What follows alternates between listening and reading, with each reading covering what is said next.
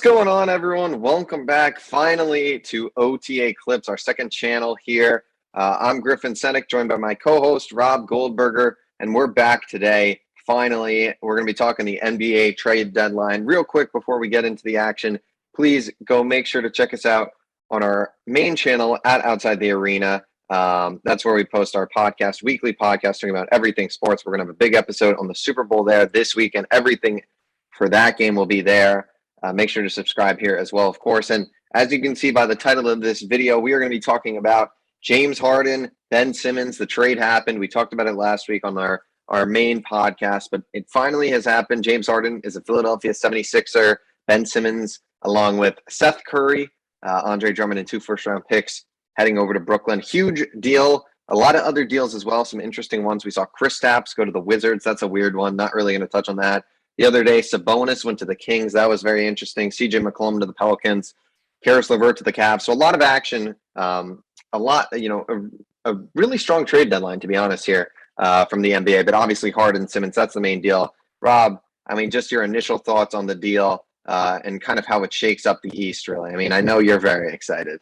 I'm happy, Griffin. I mean, you got Ben Simmons on the one-way trade out of town, James Harden coming in. I mean, it sucks to have to get rid of Curry and Drummond, but I mean, if that's the price to pay to move off Ben and get James Harden in town, I mean, you got to do it every day of the week. And, we kept both of our young guys. I mean, listen, I just think people are forgetting, who James Harden is. I mean, Harden and Embiid playing together, he seems to be like a shade of his former self, Harden. I mean,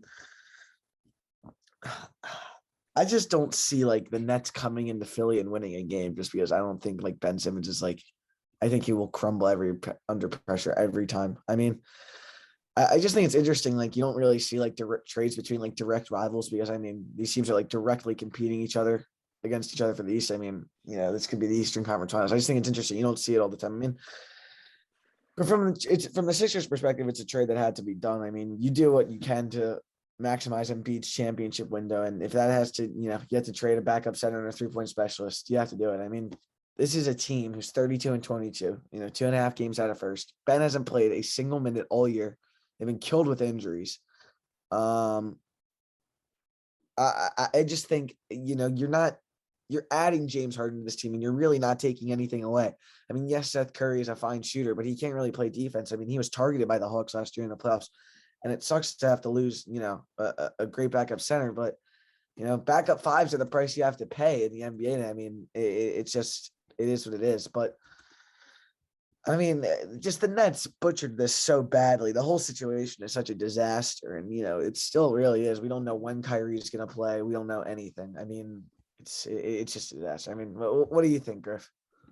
I mean, look, this is a deal that I honestly think it's a good deal for both of these sides at the end of the day. I think you look at Philadelphia, this was a deal that had to be done because if they didn't make this deal today, if they stood pat and didn't trade Ben Simmons, they'd be eliminated from title contention just like that. I mean, their team right now without James Harden and no Ben Simmons playing, they just weren't going to make the finals. And even with Ben Simmons playing, I don't think they were going to make the finals. I don't think they'd come out of the East.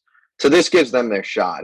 And I mean, I think it's a huge impact. You had Harden, Simmons, like you said, he hasn't played a minute all year. So it's not like you're swapping, Harden for Simmons. You're just adding Harden essentially for, Curry, Drummond. Obviously, the 2 first. I mean, that's so minimal in this case. Harden's a good player. He really wanted out of Brooklyn, I think. And I think that was made clear. I think his effort has just been lackluster. And it really seems like one thing these last 2 years have shown by James Harden. And I think he's going to be remembered this will always be in his legacy now is that, this guy, once he's done with the spot, he just gives up and really does not care. It is what it is. I think he's motivated. He already accepted his player option to be in Philly. So I think Philly's the place he wants to be. I think that big 3 of him, Tobias, Embiid with Maxey, Thibault, guys like that, it gives the Sixers a shot. And, for Brooklyn in this deal, I do like this deal for Brooklyn. I'm going to be honest. I think they added a lot of things that they needed. I don't think the first round picks or anything. I'm not going to, it is what it is. The Sixers should be good. Those are not going to be good picks. Really probably are going to be traded at some point. Ben Simmons, you bring up the point, you don't think they're going to win a game in Philadelphia. I disagree because I don't think Ben Simmons is under as much pressure as he was in Philadelphia to perform. I know you're shaking your head, but at the end of the day, Kyrie Irving and Kevin Durant they're going to score the basketball, and those are the two main scorers on that team. Ben Simmons really on this team, obviously he's going to be a contributing factor, and you're going to hope he's involved in the offense to a pretty decent extent. But if this guy can just show up and play good defense and really serve as a key defensive factor, a big body on that team, I mean, that's all the Nets kind of need right now. I mean, you've got two elite scorers, and I think that's what we saw with, we never really saw Harden, KD, and Kyrie all at the same time, but I think just, there weren't enough shots for all three of those guys. And even though they were winning, they were 13-3 in the 16 games they played. Yeah. There just weren't enough shots for those guys, especially when two of them are playing. And to be honest, Griff, I mean, I think just this idea of like realistically, if they had played and they'd actually stayed healthy and they actually played all of their games together, they probably would be NBA champions. I don't think. But I mean, I just think like they have a lot of Kyrie has really thrown a wrench in their plans, and they can act like he didn't, and they can act like everything is going according to plan and how they wanted to, but it's clearly not. And I think that's sort of reflected the situation. I mean, the thing that sort of relieves me as a Sixers fan is the reports have basically been like Harden wants to shoulder less of a scoring load, basically, is what I'm getting. And that he has to be the guy that he's like their workhorse. And he's like the guy that's playing every night. And Harden didn't want that when he signed there. That's a whole nother discussion. But yeah, I think that's exactly what he's going to get in Philly with Embiid, because I think Embiid is going to, he's going to want the ball in his hands every possession. I mean, I also think like there's this myth around James Harden that he's not that good of a passer, but I mean, he has the most. He's the most assists in the league over the past six seasons. I mean, I think the biggest, I think what the Sixers need now to truly compete is a backup big, and they need shooting. They need more shooting. They're going to be very active on the buyout market, as are the Nets. It's just, I think it's very hard to gauge where the Nets are, because like, what if KD comes back and like aggravates something? He's done it a million times. Like, I just don't. It's so hard to trust them to stay healthy, and it's so hard to trust them to all be. It really is. I mean, and who knows how many games Kyrie's going to be allowed to play in the postseason. Yeah, I mean, I think KD. Let's assume these teams are healthy, because injuries. I mean, obviously Durant's hurt, but let's assume he's back. Let's assume Ben Simmons ramps it up and he's good for the late half of the season in the playoffs. And look, the way COVID's trending right now, I can see a world in which Kyrie Irving's allowed to play at home. I think it'd kind of be the way the cases are trending. I think it'd kind of be ridiculous if he wasn't allowed to play at home at this point. But it is what it is. That's the reality of the situation. So let's say Kyrie isn't, playing. He's on the road. I mean, this is still a dangerous team. No way around it. And the addition of Curry and Drummond, they will help. This Nets team has really had no depth. And, this Nets team now, you've got guys like Seth Curry, Joe Harris when he's healthy, Drummond, Nick Claxton now. So there's a little more pieces that go along with, before they had the big guys. Although I don't really think they're planning on using Nick Claxton. They were really actively aggressive. Yeah, I mean, well, I'm just saying they have, there's more guys, and it never helps to have guys on the bench too. Blake Griffin's there. I mean, they've got more pieces.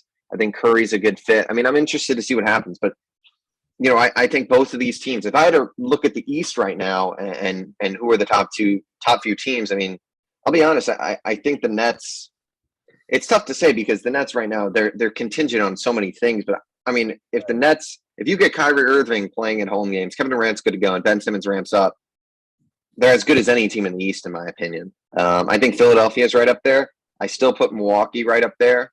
And then I think you have kind of a next tier of teams of the Bulls, the Miami Heat, and the Cleveland Cavaliers, who are not, maybe they're not the big dogs. They don't have the true superstar that those other three teams have, but they're contending teams. They've got, things about them that are really challenging and can make them a tough matchup for any team on any given night. So that's kind of how I see the East right now. I mean, there's a lot of strong teams, but I mean, Brooklyn, though, I mean, if you're talking about Kyrie Irving's only allowed to play on the road, and then, Ben Simmons isn't himself and KD's injured, they could lose in the play-in or lose first round. I mean, the Nets are a really tough team, but assuming those, three are good and healthy and playing, they're as good as any team in the East, in my opinion. Yeah, I mean, I agree, but I think from a Sixers perspective,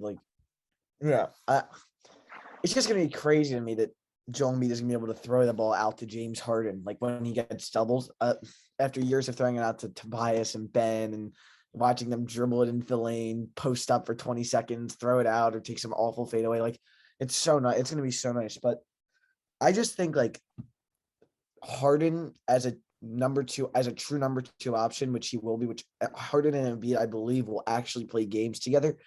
Like, Brooklyn, the big three just didn't play together. Like, I think like Harden's main gripe is that I was sold something that's not happening. And this idea that like I also think Harden didn't like this idea that like he was being portrayed as the selfish one when he was like leading the media like Kyrie's the one who's like making these decisions. And I think Harden was just really unhappy there. And I think by the end, it was just like everybody in the org was just like, if you don't want to be here, like you don't have to stay here. And he didn't. And I mean, I get, you could have gotten him in free agency, and I get you could have gotten him for free. And he would have come here obviously because he wanted to be here. But you got to do what you can to maximize Embiid's window, because this is the most wide open the East will be ever. I mean, you've got, like you said, 6 teams really that I think could win it. And the Toronto Raptors are pretty good, I think. I mean, the Boston Celtics are ramping it up right now. They just made a couple trades today. I think you got to go for this, man, this year. And I think basically is having as many superstars and having as many go-to players as you can and can put the ball in the hoop, man. I think that's the best way to do it, man. I really do. Yeah, I agree. I think the East is going to be fascinating to watch. I think we really covered this really well. So I do want to move for the last 5 or so minutes here, just on some of these other deals initially. I mean, the CJ McCollum one, obviously big. The Pelicans trying to make a late run. I think the one with the Kings and the Pacers was mind-blowing for a lot of people. Halliburton on the Pacers, now Sabonis on the Kings. They're trying to mix it up. Levert, obviously, to Cleveland, Serge Ibaka, Bucks, Derek White, Celtics. Who in your eyes is, name another team or two that you think are winners from this trade deadline? I did like what Cleveland did. I liked the acquisition of Karis LeVert for sure. On the Kings front, I mean, I like their acquisition of Dante DiVincenzo, but I just don't really understand the Tyrese Halliburton trade. I mean, look, I don't get like chasing a play-in spot. Like, I'm so glad that the Sixers at least like didn't pretend anything or like didn't BS and like just tanked and said, right, they're going to compete at the top of the East every year or just be really bad. Because like the Kings have gotten just so bad to the point where they're going all in and being buyers at the trade deadline, 4th from the lottery, 4th from the bottom of the league because they want to be in the plan. How pathetic of a franchise do you have to be to do that? And they just mortgaged their future. Is Fox and Sabonis and DiVincenzo? Yeah, you got some pieces there, but I just don't get how anyone could be a fan of the Sacramento Kings.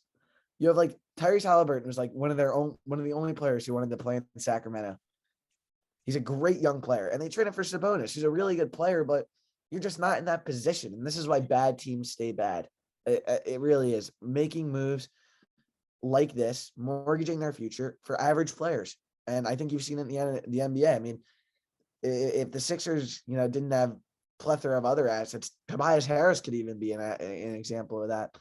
But yeah, what are your thoughts, Griff? Yeah, I mean, I know you touched on Karis LeVert, and I do think it was a strong move by Cleveland. I think they were kind of missing that type of scorer who really can be efficient on the bench or even in the starting lineup. And they really didn't give too much up for him. I mean, they gave up Ricky Rubio, who's out for the year, some picks that are protected and whatnot. So it really wasn't a deal that cost them too much in the end, which I think was good for them. I think the Pelicans, it was a very interesting move. I think, it's a weird with Zion out this whole year. I mean, who knows what's going on with them? But I mean, that group of McCollum, Ingram, and Zion Williamson, I mean, if those 3 are playing, that's a, legit big 3 to potentially have. If Zion can be the superstar we've seen him, potentially evolving to be, but who knows what the situation is with Zion Williamson. You can't count him in for anything at this point. And I mean, the Kings deal, I think, was one that was the most controversial. Well, the Porzingis deal was very weird too, but I'm not even going to touch on that because those 2 teams are just. Let's actually touch on that because that's one of the worst. Well, let me talk about the Kings and then we can go to that. I mean, I think Sabonis. I mean, I feel like in this whole mix, like people have kind of forgotten how good Sabonis is. Like, I think he's a really good basketball player who's like an all-star essentially in this league and is definitely a talent. Like, I don't think the Kings were going out and trading their future for a bad player. I just don't think it was the right move for their franchise. And Halliburton, he's shown a lot. It was a good deal for the Pacers, who are just kind of embarking on a rebuild at this point, which, good for them. They're realizing that it wasn't going to work with their current team, and they blew it up, got some pieces, some picks, and that's a smart thing to do. Halliburton, like you said, he wanted to be there. A shame it didn't work out, but I think with this move, the Kings are a team that, the fan base is just so upset, and they've been bad for so long. But I do think this deal cements them committing to De'Aaron Fox for the future. I think, there was rumblings about him, going to the Knicks or other deals. And I think that with the trade of Halliburton, it just doesn't make sense to move on from Fox now. So I think they're really, sticking with De'Aaron Fox, which we'll see what happens. I think De'Aaron Fox is a great player, but I don't think he's made the strides that a lot of people potentially expected him to off his strong rookie season. Would I call him a superstar? No. Solid player, probably not an all-star. Definitely not an all-star caliber player, probably. So we'll see what happens. I mean, the Kings, they're just trying to sneak in, I guess. They've got good pieces, though. Credit to them. I mean, Sabonis is a good player. Fox is solid.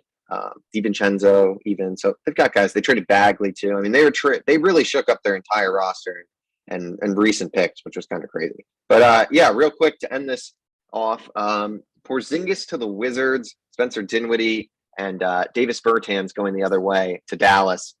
Very interesting, odd move. I cannot say I saw Porzingis. I mean, I thought Porzingis, it's weird because you think back to that Knicks trade and everyone was bashing it. And I mean, Kristaps Porzingis, talk about another guy like Fox who, I mean, this is probably even worse. This guy at one point people were really considering this guy the future. And he just has not gotten any better. I mean, you can look at that injury, the ACL, I believe, but what a disappointment he's been.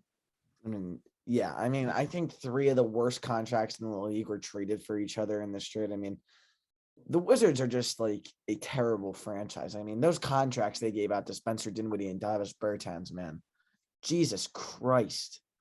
I mean, $16 million a year and 3 for 85. Just was Dinwiddie 3 for 85?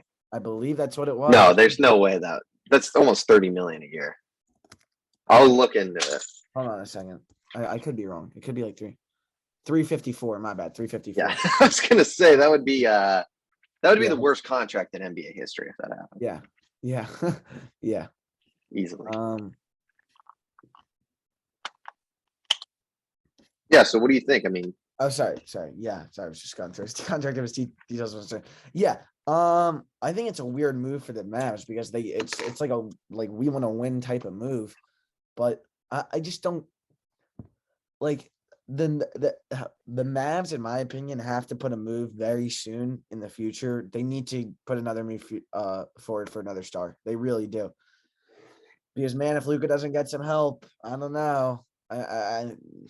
They're not good enough to compete in the West currently. I mean, they gave Dorian Finney-Smith a contract extension today. I like it. I mean, and the reason I'm not really discussing the Wizards is just because I don't really care about. Like, I know they're irrelevant. I mean, we're going to see Kristaps waste away the rest of the season.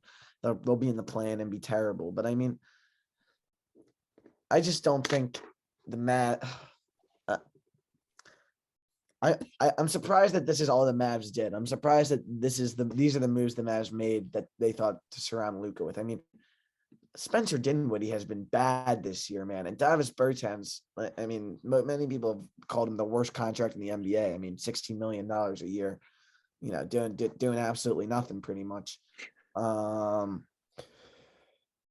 But just bad contracts for each other. And it's just a weird trade to me because I don't really think it benefits either side. Yeah, I mean, this is just one of those deals that I don't really know. And like you said, I mean, Dallas is I mean, they really need a superstar to pair with Luka, and because Luka Doncic is unreal. I mean, this guy, he probably doesn't get the credit he deserves because his team is just not that good. I think if Luka Doncic had a serious team, he'd probably be in the top 3 or 4 conversation. I do believe Luke is a top 5 player or so. I mean, I think he is a sensational talent, sensational player. But I mean, what have they surrounded him with? I mean, it's just a bunch of mediocrity, to be honest. I mean, you name every player on that roster, there's not really anyone who is special. I mean, it's just kind of guys who are like, all right, they're, I think a lot of these players are bench players on championship teams is how I would categorize them, to be honest. Yeah, they need a second star, and they need, that's how you got to win. I mean, you can have a good, strong young team. Like I don't want to keep bringing up the Cavs, but look at the Cavs, for instance. They don't have a true superstar, but they've got a lot of young talent. That's the difference between here and Dallas. Dallas just has Luka. They don't really have any other young guys to pair him with. I mean, if they had like a Jared Allen or an Evan Mobley, just some other like really good potential young guys, it would work. But they just have no one around him. So, I mean, this deal, neither of these teams will do anything this season. I mean, Luka's a sensational player. You've got to think that they've got to just find someone, a superstar of some kind, and just commit to him, because it's just sad to see Luka's prime wasting away at this point. Well, I don't know about his prime wasting away. He's still a pretty young guy. Well, yeah, but like I would say, but if I were a Mavs fan, I would be more worried about the prospect of Luka leaving in the middle of his prime. Well, that's kind of Yeah, I mean, look, the Mavs are kind of stuck because what are they supposed to do? Because they don't really have any assets outside of him. I mean, they've got some young guys, but Jalen, and then there's a possibility, which would be really bad for them. Jalen Brunson were to walk in the summer.